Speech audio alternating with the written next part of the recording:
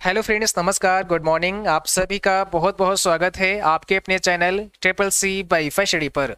आइए स्टार्ट करते हैं आज की इस क्लास को। आज की इस क्लास में 30 मोस्ट इम्पॉर्टेंट प्रश्नों को शामिल किया है। ये सभी प्रश्न आप सभी के एग्जाम के लिए काफ़ी इंपॉर्टेंट हैं, सो पूरा क्लास आपको अच्छे से करना है क्योंकि ये सभी प्रश्न कहीं ना कहीं प्रीवियस एग्जाम में पूछे जा चुके हैं।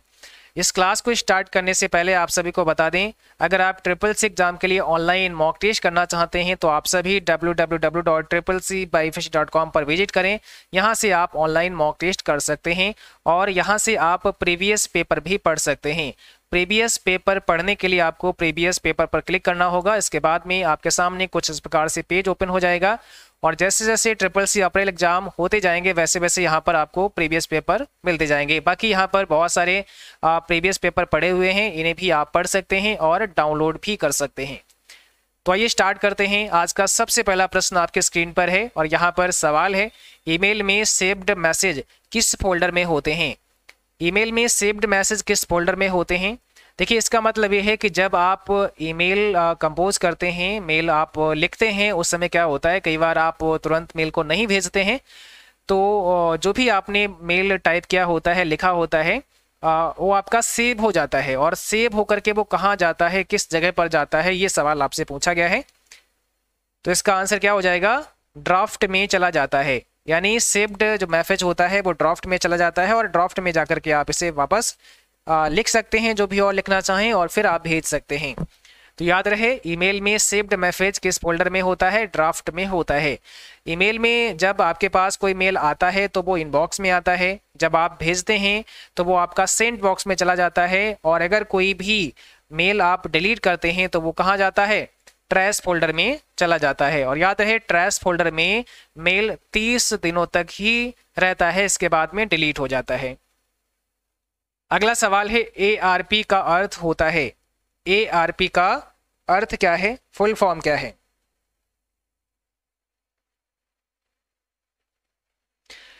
ये भी काफी इंपॉर्टेंट है। एड्रेस रेजोल्यूशन प्रोटोकॉल होता है। ऑप्शन नंबर पहला हो जाएगा, याद रखना है सभी बच्चों को। अगला सवाल देखिएगा, UST का अर्थ क्या है? और जो साथी अभी भी क्लास से जुड़े हैं, आप लोग सबसे पहले एक बार शेयर कर दें ताकि और भी बच्चे इस क्लास को ज्वाइन कर पाएं। UST, ये सभी इंपॉर्टेंट क्वेश्चन है, याद रखना है क्योंकि ये सवाल आपके एग्जाम में पूछे जा सकते हैं। UST का मतलब क्या होता है? UST का फुल फॉर्म क्या होता है?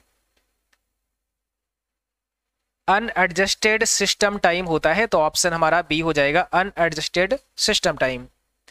अगला सवाल है, SET का फुल फॉर्म क्या होता है? SET का फुल फॉर्म क्या होता है? बताइए। SET का मतलब होता है secure encryption technology. Option number A, secure encryption technology हो जाएगा। अगला सवाल है, फेसबुक आईडी बनाने की न्यूनतम उम्र कितनी होनी चाहिए? यानी फेसबुक पर आईडी बनाने के लिए कम से कम कितनी आयु होनी चाहिए? और कई बार यही प्रश्न कुछ इस प्रकार से पूछते हैं कि फेसबुक चलाने के लिए कितनी उम्र होनी चाहिए। तो अलग अलग तरह से सवाल आपसे हो सकता है, आपको याद रखना है 13 ईयर, 13 वर्ष की आयु होनी चाहिए। अगला सवाल है, ISP का फुल फॉर्म क्या होता है? ISP का फुल फॉर्म क्या होता है? बताएं सभी बच्चे। ISP का मतलब होता है इंटरनेट सर्विस प्रोवाइडर। ऑप्शन हमारा पहला हो जाएगा। OT का फुल फॉर्म क्या होता है? POT का पूरा नाम आप लोग बताएंगे, यहां पर क्या हो जाएगा?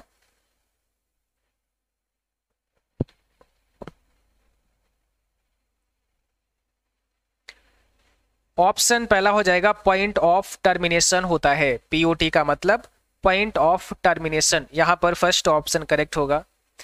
अगला सवाल है, लिब्रो ऑफिस कैल्क में हेल्प की शॉर्टकट की क्या होती है? आप हेल्प के लिए कौन सी शॉर्टकट की प्रयोग करते हैं लिब्रो ऑफिस कैल्क में? तो जल्दी से जवाब करेंगे सभी साथी, यहां पर कौन सा आपका सही आंसर हो जाएगा? ऑप्शन नंबर बी, F1 होता है। हेल्प की शॉर्टकट की F1 होती है, ये आपको ध्यान रखनी है। अगला सवाल आपका है, UPI किससे संबंधित सेवा है?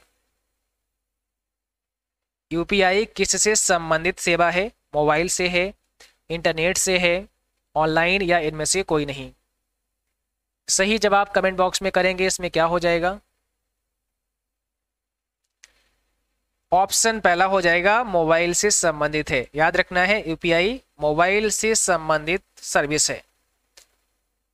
स्प्रेडशीट में आप J7 सेल पर हैं, होम की प्रेस करने पर आप कौन सी सेल में पहुंच जाएंगे, यानी लिब्रियोफिस कैल्क में आप सेल नंबर J7 पर हैं और आप जैसे ही होम बटन प्रेस करेंगे तो कौन सी सेल पर होंगे।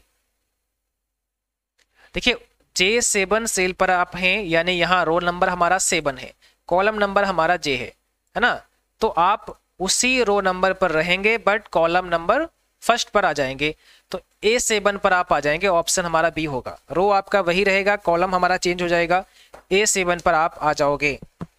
ठीक है, चलिए अगला सवाल देखिएगा, नए डॉक्यूमेंट की शॉर्टकट की क्या होती है। नए डॉक्यूमेंट का मतलब अगर आप नया डॉक्यूमेंट लेना चाहते हैं यानी न्यू फाइल लेना चाहते हैं तो आप उसके लिए क्या शॉर्टकट की यूज करेंगे। सिंपल सी बात है, कंट्रोल एन प्रेस कर सकते हैं। अगर आप लिब्रियोफिस राइटर में हैं, कैल्क में हैं, इम्प्रेस में, किसी में भी आप न्यू फाइल लेना चाहते हैं कंट्रोल एन से आप ले सकते हैं। और अगर आपसे मेनू पूछें तो आपको बताना है फाइल मेनू में जाके आप न्यू फाइल ले सकते हैं। इम्प्रेस लिब्रियोफिस इम्प्रेस किस मेनू में होता है, ऐसा सवाल पूछा गया है। लिब्रियोफिस में इम्प्रेस किस मेनू में होता है। देखिए थोड़ा सा अजीब सा प्रश्न है, लिब्रियोफिस में इम्प्रेस किस मेनू में होता है। यहाँ पर लिब्रियोफिस राइटर होना चाहिए या फिर कैल्क होना चाहिए या फिर इम्प्रेस होना चाहिए। फिलहाल यहाँ पर राइटर या कैल्क होना चाहिए, तो हमने राइटर कर दिया है। अभी देखो अब सवाल बना है आपका, लिब्रियोफिस राइटर में इम्प्रेस किस मेनू में होता है। अब यहाँ इम्प्रेस का मतलब यह है कि जब आप लिब्रियोफिस राइटर पर वर्क करते हैं तो उसी सॉफ्टवेयर के अंदर आप इम्प्रेस को भी ओपन कर सकते हैं। चलिए हम यहाँ पर एक बार आपको दिखा देते हैं लिब्रियोफिस राइटर में, ताकि अच्छे से आपको समझ आ जाए कि ये सवाल आखिर कह क्या रहा है।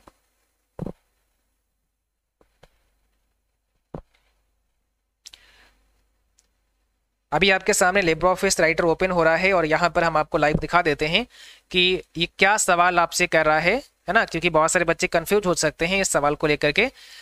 यहाँ पर वैसे आंसर आपका क्या होगा, फाइल मेनू होगा, ये भी आप समझ लीजिएगा। फाइल मेनू आपका आंसर होगा। कह रहा है लिब्रियोफिस राइटर में इम्प्रेस किस मेनू में होता है, तो आप आ चुके हैं लिब्रियोफिस राइटर में और यहाँ पर आपके सामने राइटर ओपन हो चुका है।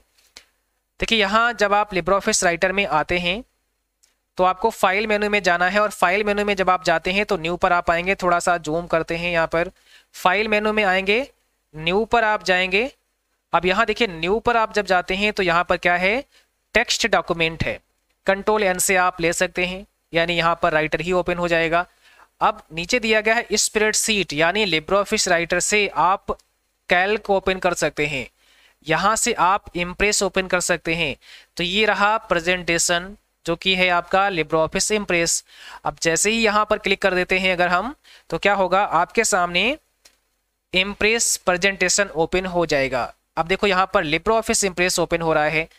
तो इस प्रकार से आप लिब्रियोफिस इम्प्रेस ओपन कर सकते हैं, आप कैल्क ओपन कर सकते हैं एक ही सॉफ्टवेयर से। आप चाहें तो लिब्रियोफिस इम्प्रेस से भी यहाँ से भी आप टेक्स्ट डॉक्यूमेंट पर जा सकते हैं, यानी राइटर ओपन कर सकते हैं।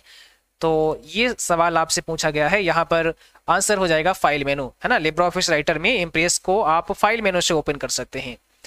अगला सवाल देखो, किसी वर्ड के ऊपर लाइन कैसे ड्रॉ करेंगे। भाई किसी वर्ड के ऊपर आप लाइन ड्रॉ करना चाहते हैं, एक तो होता है अंडरलाइन और एक होता है ओवरलाइन। तो आप क्या करेंगे, ओवरलाइन करेंगे। इससे क्या होगा, किसी शब्द में किसी वर्ड में ऊपर लाइन उसके आ जाएगी। PNR कौन देता है PNR कौन देता है आपको बताना है, या कौन जारी करता है। देखिए PNR जब आप टिकट वगैरह बुक करते हैं तब आपको मिलता है, आपको पता है। PNR का फुल फॉर्म भी पूछ सकते हैं, तो पैसेंजर नेम रिकॉर्ड इसका फुल फॉर्म होता है। और CRIS यानी centre for railway information system द्वारा ये आपको दिया जाता है PNR नंबर, ठीक है। पैसेंजर नेम रिकॉर्ड इसका फुल फॉर्म होता है। लिब्रियोफिस इम्प्रेस में नेविगेटर की शॉर्टकट की क्या होती है। अगर आप लिब्रियोफिस इम्प्रेस में नेविगेटर ओपन करना चाहते हैं तो इसकी शॉर्टकट की बताइए। देखिए इम्प्रेस में अलग होता है, बाकी राइटर और कैल्क में अगर आप देखेंगे तो केवल F5 होता है, बट यहाँ पर कंट्रोल शिफ्ट F5 होता है। यहाँ पर कंट्रोल शिफ्ट F5 और राइटर और कैल्क में केवल F5 होता है। IMEI नंबर कैसे देख सकते हैं? आप अपने डिवाइस का IMEI नंबर जानना चाहते हैं तो आप कैसे देख सकते हैं? *#06# आपको डायल करना होता है और आपका IMEI नंबर आपके स्क्रीन पर दिखाई दे जाएगा। अगला सवाल देखिएगा, विश्व कोश के लिए सबसे अच्छी वेबसाइट कौन सी है? विश्व कोश के लिए यानी इंसाइक्लोपीडिया के लिए सबसे बेस्ट वेबसाइट कौन सी है? आंसर यहां पर होगा Wikipedia, option number V correct हो जाएगा। अगला सवाल, सबसे बड़ा कंप्यूटर कौन सी पीढ़ी में था? सबसे बड़ा कंप्यूटर कौन सी पीढ़ी, कौन सी जनरेशन में था? तो सबसे बड़ा कंप्यूटर था फर्स्ट जनरेशन में, पहली पीढ़ी में। अगला सवाल है, इथरनेट है यानी इथरनेट क्या होता है? वैन, लैन, मैन, पैन, इसमें से कौन सा करेक्ट आंसर हो जाएगा? इथरनेट लैन होता है जिससे लोकल एरिया नेटवर्क कहा जाता है, और वैन आपका होता है इंटरनेट, ठीक है, जिसे वाइड एरिया नेटवर्क कहा जाता है। मैन का फुल फॉर्म भी अगर आपसे पूछें तो मेट्रोपॉलिटन एरिया नेटवर्क हो जाएगा, और पैन का मतलब हो जाएगा पर्सनल एरिया नेटवर्क। क्या होगा? Personal area network. ये पैन कहाँ पर होता है? तो जब आप कोई फाइल ब्लूटूथ के जरिया, है ना, ब्लूटूथ के माध्यम से जब आप किसी फाइल को शेयर करते हैं तो वहां पर पैन नेटवर्क होता है, ब्लूटूथ के अंदर पैन नेटवर्क होता है। अगला सवाल है, आरटीजीएस में अधिकतम कितना पैसा ट्रांसफर कर सकते हैं? इस सवाल भी काफी इंपॉर्टेंट है। आरटीजीएस यानी रियल टाइम ग्रॉस सेटलमेंट, इसके द्वारा कितना पैसा आप ट्रांसफर कर सकते हैं? तो यहां पर हो जाएगा नो लिमिट, इसमें कोई लिमिट नहीं है। आरबीआई के अनुसार कोई भी लिमिट सेट नहीं की गई है, बट अलग अलग बैंकों ने अपनी लिमिट को सेट कर दिया है। तो यहाँ पर आरबीआई के अनुसार कोई लिमिट सेट नहीं है, सो यहाँ पर नो लिमिट पर आपको जाना है। और ध्यान रहे, आरटीजीएस से आप न्यूनतम कितना पैसा ट्रांसफर कर सकते हैं? तो न्यूनतम में ध्यान रखना है 2 लाख हो जाएगा। 2 लाख से कम आप आरटीजीएस नहीं कर सकते हैं, मैक्सिमम कोई लिमिट नहीं है। और अगर आपसे पूछे एनईएफटी में क्या लिमिट है, तो एनईएफटी में मिनिमम और मैक्सिमम कोई लिमिट नहीं है, ठीक है, आरबीआई के अनुसार। बाकी अलग अलग बैंकों ने सेट कर दी है, किसी ने 10 लाख रुपए कर दिया है, किसी ने थोड़ा बहुत कम ज्यादा है, ठीक है। वैसे आरबीआई के अनुसार कोई भी लिमिट नहीं सेट की गई है। अगला सवाल है, लिब्रियोफिस कैल्क का फाइल एक्सटेंशन क्या है? लिब्रियोफिस कैल्क का फाइल एक्सटेंशन आप सभी बताएंगे, क्या हो जाएगा? लिब्रियोफिस कैल्क में अगर कोई फाइल बनाते हैं तो कौन सा एक्सटेंशन साथ में जुड़ेगा? ओडीएस हो जाएगा, स्प्रेडशीट। ओडीएस लिब्रियोफिस का, ओडीटी राइटर का, ओडीपी इम्प्रेस का, तो तीनों का याद रखना है। आरटीजीएस में 2 लाख से 5 लाख तक कितने रुपए कटते हैं? अगर आप आरटीजीएस करते हैं 2 लाख से 5 लाख रुपए के बीच में, तो कितना आपको चार्ज देना होता है? सवाल भी काफ़ी इंपॉर्टेंट है। तो यहाँ पर 25 रुपीज हो जाएगा, 25 रुपए आपको देने होते हैं। अगला सवाल है, सामान्य अक्षर से ऊपर लिखा जाना क्या कहलाता है? सामान्य अक्षर से अगर आप ऊपर की तरफ लिखते हैं तो इसे क्या कहते हैं? सब स्क्रिप्ट कहते हैं, सुपर स्क्रिप्ट कहते हैं, सेंटेंस केस कहते हैं, या इसमें से कोई नहीं? सिंपल सी बात है, सामान्य अक्षर से अगर आप ऊपर लिखते हैं तो इसे सुपर स्क्रिप्ट कहते हैं, और इसके शॉर्टकट की कंट्रोल शिफ्ट पी होती है। और सामान्य अक्षर से अगर आप नीचे लिखते हैं तो इसे सब स्क्रिप्ट कहते हैं, इसकी शॉर्टकट की कंट्रोल शिफ्ट और बी होती है। अगला सवाल, मुद्रा योजना में 50,000 का लोन ले सकते हैं? मुद्रा योजना में 50,000 का लोन ले सकते हैं? तो आंसर होगा यस, ले सकते हैं। अब सवाल ये होगा कि मुद्रा योजना में मैक्सिमम कितना ले सकते हैं? तो 10 लाख रुपए तक का लोन लिया जा सकता है मुद्रा योजना में, ठीक है, 10 लाख रुपए तक का। कंट्रोल शिफ्ट F9 का उपयोग किस लिए करते हैं? भाई कंट्रोल शिफ्ट F9 का इस्तेमाल हम कब करेंगे और क्यों करेंगे? आपको पता है, अगर आप हाइपरलिंक डालना चाहते हैं तो कौन सी शॉर्टकट की प्रेस करते हैं? हाइपरलिंक अगर हमें लगाना है तो हम कंट्रोल के प्रेस करते हैं। जैसे हमने यहाँ पर सेलेक्ट किया, कंट्रोल के प्रेस किया, तो हाइपरलिंक का बॉक्स आ जाएगा। आप यहाँ पर हाइपरलिंक लगा सकते हैं, कोई फाइल को आप अटैच कर सकते हैं। ये हाइपरलिंक लग गया है। अब अगर हम हाइपरलिंक को हटाना चाहते हैं तो कंट्रोल शिफ्ट F9 प्रेस कर देंगे, हाइपरलिंक हमारा रिमूव हो जाएगा। तो क्या समझ में आया? आप अनलिंक करने के लिए, हाइपरलिंक को रिमूव करने के लिए, तो आप यहाँ पर अनलिंक दिया गया है, इस पर क्लिक कर देंगे, भाई यही हमारा जवाब हो जाएगा। लिंक करने के लिए कंट्रोल के साथ में के, और अनलिंक करना है कंट्रोल शिफ्ट F9। अगला सवाल है, X86 क्या है? ऑपरेटिंग सिस्टम है, प्रोसेसर है, वेब ब्राउजर है, या इसमें से कोई नहीं? तो x86 क्या है, आप लोग जल्दी से कमेंट बॉक्स में आंसर लिखेंगे, क्या होगा इसमें। आंसर हो जाएगा प्रोसेसर है, ऑप्शन नंबर बी क्या है, एक प्रोसेसर है। ठीक है, यहां पर आपसे पूछा है उमंग ऐप किससे संबंधित है। उमंग ऐप किससे संबंधित है, cashless India, entertainment, population control या इसमें से कोई नहीं। तो यहां पर आपका सही जवाब हो जाएगा कैशलेस इंडिया से संबंधित है। अगर यहां पर कैशलेस इंडिया ना हो और डिजिटल इंडिया हो तो आपको डिजिटल इंडिया सही कर देना है। ठीक है, फिलहाल अभी यहां पर कैशलेस इंडिया हो जाएगा। पिन का फुल फॉर्म क्या होता है, पिन का फुल फॉर्म ये भी काफी इंपॉर्टेंट है और इसका मतलब क्या होगा, पर्सनल आइडेंटिफिकेशन नंबर होता है पिन का फुल फॉर्म। ऑप्शन नंबर हमारा पहला हो जाएगा, पर्सनल आइडेंटिफिकेशन नंबर, ये पिन का पूरा नाम होता है। अगला सवाल है नॉन वोलेटाइल मेमोरी कौन सी है, कौन सी मेमोरी नॉन वोलेटाइल है। रैम, रोम, यस रैम, डी रैम। देखो यस रैम और डी रैम तो रैम के ही प्रकार हैं और आपको पता है रैम कैसी है, वोलेटाइल है। बचा क्या, रोम आपका, यही आपका नॉन वोलेटाइल है। ठीक है, रैम का मतलब होता है रैंडम एक्सेस मेमोरी, ये आपकी अस्थाई मेमोरी है, डेटा टेम्परेरी यहाँ पर सेव रहेगा। रोम का मतलब होता है read only memory. S RAM का मतलब होता है स्टैटिक रैम और डी रैम का मतलब होता है डायनेमिक रैम। ठीक है, तो इसमें थोड़ा और समझ लेना है। स्टैटिक रैम जो होता है आपका, ये आपकी नॉन रिफ्रेशिंग मेमोरी होती है और डी रैम जो होता है ये आपकी रिफ्रेशिंग मेमोरी होती है। तो आज की क्लास बस यहीं तक रहेगी। जिन बच्चों का आज एग्जाम है और आज के बाद जिनका भी एग्जाम होने वाला है, सभी को हमारी तरफ से best of luck, all the best.